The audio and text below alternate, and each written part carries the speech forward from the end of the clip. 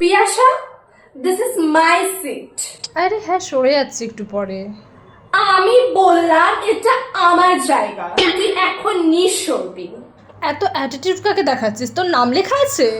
হ্যাঁ, নাম লেখা আছে আমার, লেখা আছে আমার নাম। সরবি নাকি আমি তোর ব্যাগটা ছুঁড়ে ফেলে দেবো। আরে ইয়ার, ঠিক আছে তুই বস যা। कैमरामैन जल्दी फोकस करो।